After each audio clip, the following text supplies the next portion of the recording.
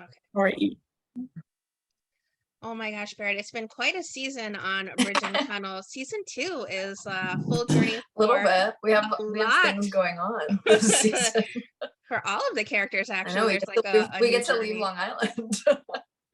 Like 90% is in Manhattan, but you are still, you're like the well, I guess Yep. you're in Manhattan, Manhattan like 1% of the, like the beginning of this I think season. I'm freezing. Hang on one second. I'm gonna just turn my off. Sometimes things get glitchy on my end.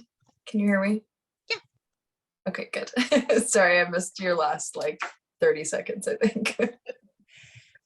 I was saying it's quite a journey for all of the characters this season on Bridge and Tunnel.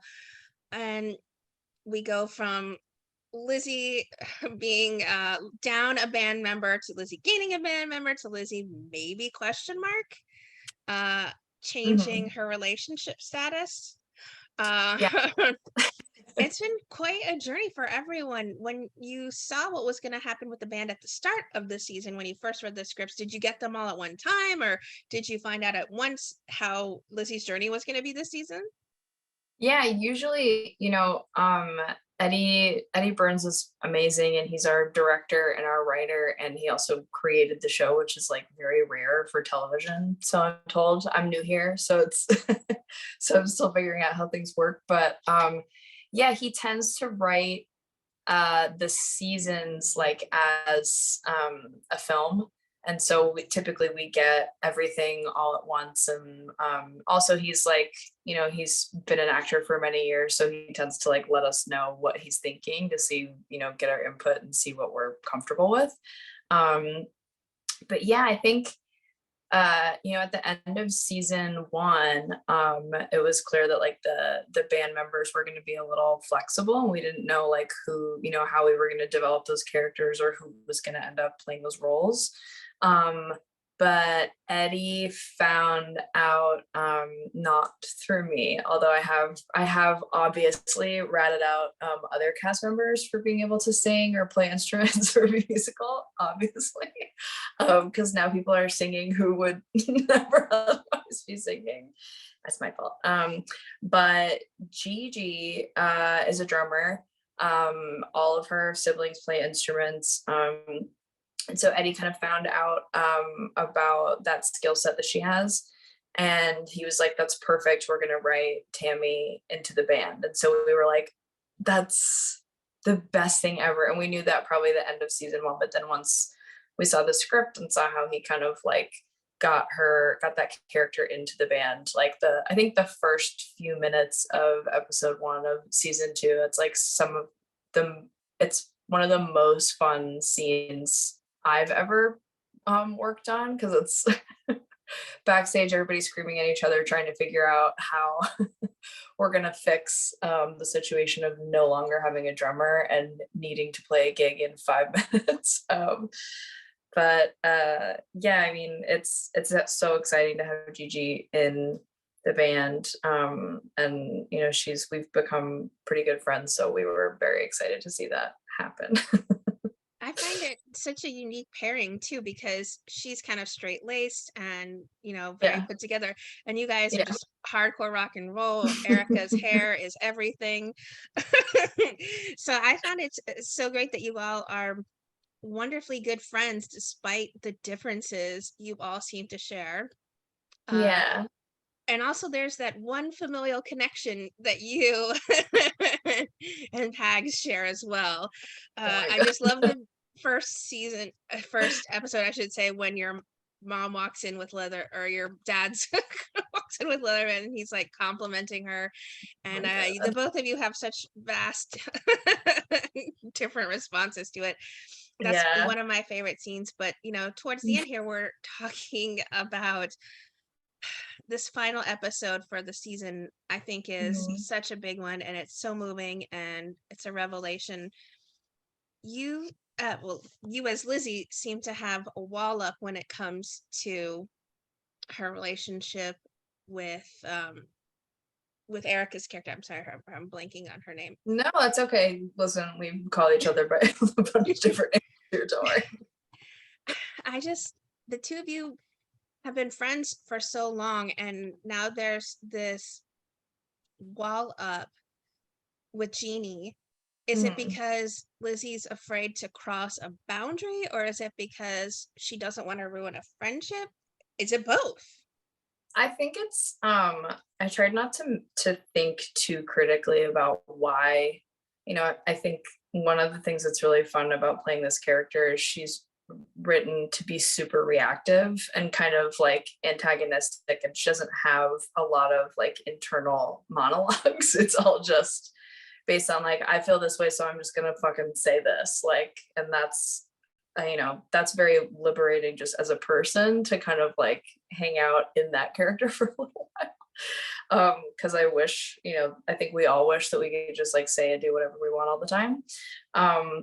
But so I think, especially when we get into Jeannie slash Erica starting to write music, clearly there's something about that makes Lizzie super uncomfortable, but I don't think she knows really why. I think she's just having like a very emotional reaction to really just vulnerability from someone she really cares about. I think um I don't know if you've ever felt this way, but I feel like earlier in my life, I used to be kind of allergic to vulnerability and try to kind of cover everything up with like, jokes or, teasing or just kind of backing away in general. And I could definitely be on the crueler end, I think, to people I really cared about. And then, as you get more comfortable with yourself and as you grow up a little bit, you don't have such a knee-jerk reaction to vulnerability. And I think especially, given the excuse me, given the time period, given like, you know, what's normal, what's not normal in terms of sexuality, I'm hoping we get to deal with that a little bit more in depth. But I don't think Lizzie really knows what her sexuality is. I don't think, in the same way that she doesn't have much of an internal monologue, I think she's just kind of like, in my mind, she's been like bouncing from one person to the next, to the next, to the next, to the next for a long time. And it's all been like pretty casual and fun and cute. And then when she's faced with a best friend, being super vulnerable with her and expressing a desire to have a more intimate relationship with her, it's definitely like horrifying, I think. But I also think she doesn't really recognize that that's what's happening. Really, until like two different characters point it out to her and are like, stop. um, yeah, and that scene with Gigi too is very fun to film, of her, coming to her and being like, can you stop? Like, she's literally trying to tell you that she's in love with you, and can you deal with that? And her like, that was a very fun scene to do. That was the first scene that we shot of the whole second season. Oh. Yeah, and yeah, we shot it super early in the morning, and it was like really fun. And it was right as Gigi and I were starting to become friends, outside of the show. And she's an amazing actress, and she's an incredible scene partner. And getting to start the season that way was very cool. But it's fun to play characters that are just a little bit obtuse, like where someone has to fully sit them down and be like, your best friend is in love with you. She was trying to tell you that she's in love with you. Figure it out. And it's fun to just let that character react to such an obvious, explanation for characters. Yeah. What kind of advice then, or did you get advice during the serenade scene from Ed, where he said what he'd like to see going through your mind during this beautiful ballad being performed, kind of in your honor? Yeah. I think Linda. Linda. Linda. Who's Linda? Yeah, I think I'm trying to remember. I don't Jimmy, think Larry, Linda, it went. yeah. I don't think he gave any of us too much. I think he was mostly focused on Erica, you know, because Erica and I spent the majority of the first season like basically joined to the hip. And so we have a pretty natural give and take, like a natural comfort level and connection with each other. Um, and he mostly was just focused on her and getting that really beautiful shot of her playing and the camera pushing in on her. And he was mostly focused on what's going on in her head. And also, I mean, um, Erica could not play the guitar when she got hired for this job. So I mean, she could play it a little bit, but she's become like pretty proficient. Like she's become a pretty great guitarist. And so that was also a very real moment of vulnerability for her, of having to actually play the guitar in front of people, actually be filmed playing the guitar and singing, which she also feels very vulnerable doing. So yeah, I mean, I think we're all just kind of watching a dear friend have this like super vulnerable, deliciously kind of awkward, presentation of a song. Like, and yeah, and I think just he didn't give us too much. He just kind of I think also just putting Tammy and Lizzie in the same frame and filming both of their completely opposite reactions is just smart. It's just smart filmmaking. And yeah, and I have a face like a Muppet. So Eddie, the only thing that Eddie really ever tells me about like my face is like just every so often he's like, oh, why don't you just pull it back, maybe like 10%, just pull it back like 10%. Like that's and that's about it. And otherwise I don't really have any idea what my face is doing most of the time. So I think that's like a very long, boring answer to your question. No, it's very sweet. I think that's a great also segue into my next question, which is the pancake scene in the season finale has to be my favorite between you and Pags. It's it shows the great dichotomy in so many ways of the two of you's relationship, where you're brother and sister, and also in this band together. Was there any room to improv in that scene, or were you guys just wonderfully bantering based on Ed's great script? Yeah, I mean, that's pretty much all as written, I think. Was is Was, who plays our mom's boyfriend, he's so many things. He's such an amazing character actor. And he's truly the elephant in every room in every scene he's possibly in. So he functions as like a prop, almost like a real prop. A great scene partner because he is a human man actor, but he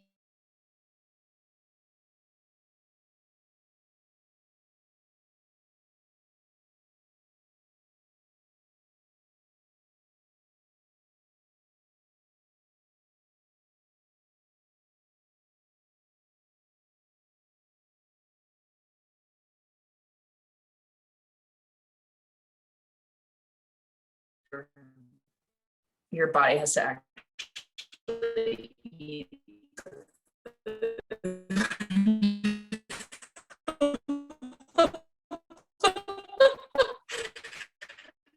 And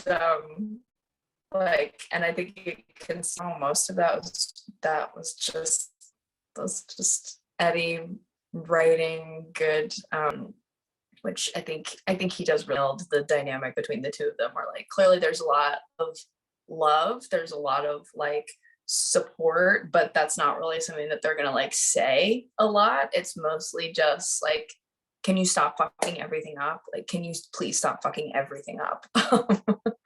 And that tends to be, the majority of my scenes with Brian are just scenes where we're trying to get each other to not fuck things up. Yeah. Literally and script wise, I'm sure. Yeah. I think the season ends on such a beautiful note for all of you moving forward in such a different stages in your lives as well. Going forward, season 3, fingers crossed. I Is there hope so. some is there something you'd love to explore coming up for the band or just personally as Lizzie? I'm excited for new characters. I'm excited to play a character that's unclear about her sexuality and what that future looks like, especially if we go into season 3, that'll be 1982, which is I mean, the 80s across the board are very I guess the politically correct term is interesting decade for American human sexuality and how we started to actually deal with that and deal with it to varying degrees of success.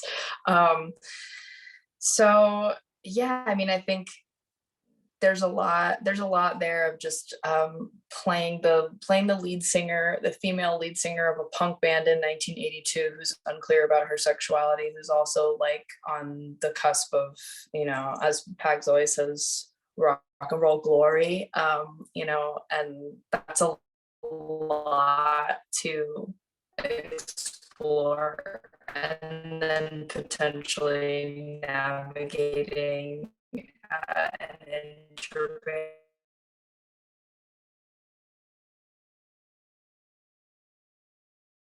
It's a lot of chaos, so I hope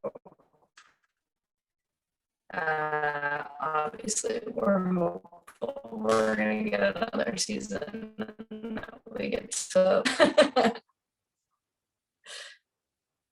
I've got my fingers crossed. Have you been busy working on anything else while we're waiting to hear Great Bridge and Tunnel news? not really. It's I think we're in the pandemic fallout still. I have this random like short film that we've been taking to festivals, and so we're doing Holly Shorts next week. We just won an award in Toronto, and it's called Swipe Monster. There are actually I think it's six episodes on swipemonster.com. That's just me being a complete lunatic and going on dates with different people.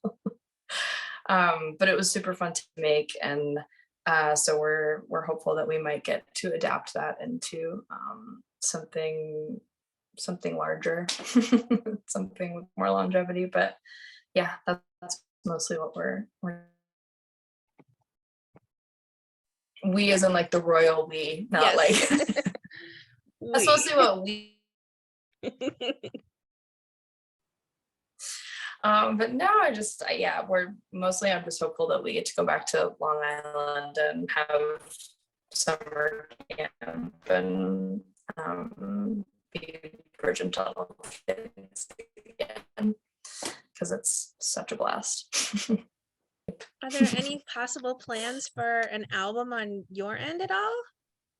I always think about it, but I think I have to find the right people to collaborate with, because I would have no idea how to do that just by myself. So, but I'm certainly available. I'm certainly available. Putting it out in the world. Yeah. Mm-hmm. Well, what would you like to say then to everyone who are fans and supporters of the wonderful work you do on our screens? Thanks for watching, and thanks for not changing the channel when I come on. This is such a great series. There's no reason anyone would change channel. Oh, thank you. I'm glad you like it. It's definitely a feel good, sweet little show, and it's sometimes it's nice to just do something sweet and hopeful.